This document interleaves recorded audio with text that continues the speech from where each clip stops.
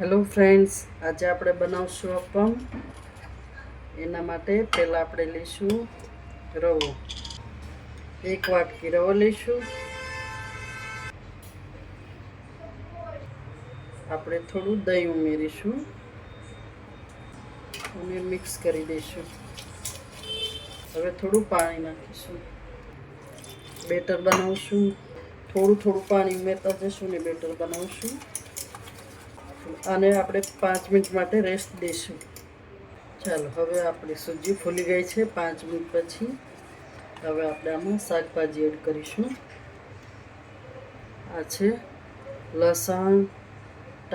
લસણ, મરચું લીલું અને આદુની પેસ્ટ. આ છે કાકડી, આ છે દૂધી, આ છે ગાજર, આ છે ટામેટા, આ છે ડુંગળી અને હવે છે ધાણા. અને હવે આપણે આ બધું મિક્સ કરી દઈશું. આપણે બનાવી રહ્યા છીએ વેજીટેબલ અપમ. અને હવે થોડુંક મીઠું એડ કરીશું સ્વાદ અનુસાર. થોડું સારી રીતે ફેટી લઈશું. થોડું પાણી એડ કરીશું.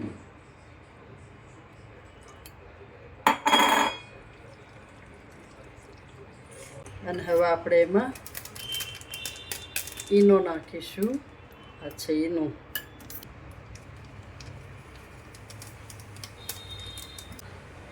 સહેજ પાણી ઉમેરી ઈનો પણ મિક્સ કરી દઈશું. હવે આપણે અપમ વાસણ લઈશું. ગેસ ચાલુ કરીશું. અપમ વાસણ મૂકીશું. હવે એમાં થોડું ઘી ઉમેરીશું.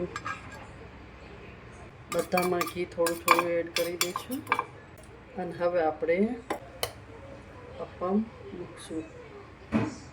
હવે આપણે થોડી વાર માટે ઢાંકી દઈશું અને ગેસ કરી દઈશું થોડો તેજ. થોડી વાર પકાવવા દઈશું. ચલો, હવે આપણે અપમ જોઈ લઈશું.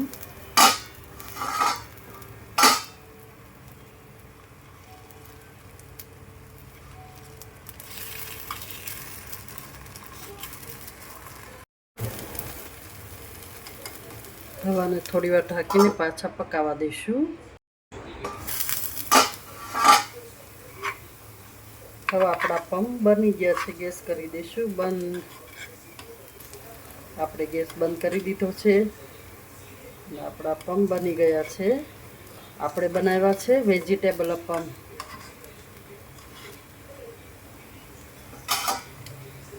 તો આપણે એક એક કરીને ડીશમાં ઉતારી લઈશું.